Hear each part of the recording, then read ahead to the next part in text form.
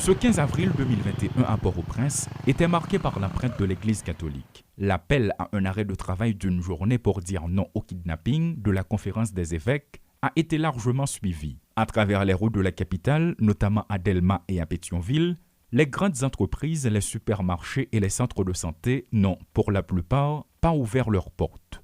Seules les banques d'État ont assuré un service minimum pendant une partie de la journée.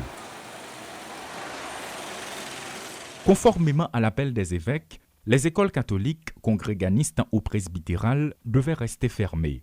Certaines institutions privées ont emboîté le pas. Les quelques écoliers qui se sont présentés à l'école ce matin ont été renvoyés. Ils étaient des dizaines à tenter de rentrer chez eux seuls. Des parents ont salué cette prise de position de la part des éducateurs, mais déplorent en même temps le fait de ne pas avoir été informés à temps. Forcer des jeunes à regagner seuls leur maison dans ce climat d'insécurité, est-ce bien responsable? Se sont interrogés certains d'entre eux. Autre aspect dans le cadre de ce mouvement, la circulation était au ralenti. Des chauffeurs parlent tout de même de révolte nationale contre le kidnapping, à laquelle tous doivent participer tout en s'en gardant bien pour leur part. L'activité dans les marchés publics suit son cours normal. Toutefois, si les automobilistes et les commerçants ne pouvaient pas se rendre à l'église pour dire non à l'insécurité, ils se sont exprimés par un concert de casseroles vers midi. Et le son de cloche n'était pas différent du côté des marchands ambulants. En somme, le tableau de la vie nationale se présentait ainsi ce jeudi.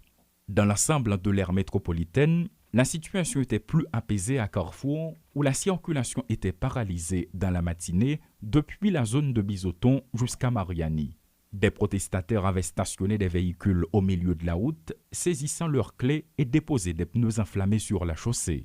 C'est un fléau national et désormais, tous les secteurs de la vie nationale tentent d'attirer l'attention des autorités sur la nécessité de rétablir le climat sécuritaire.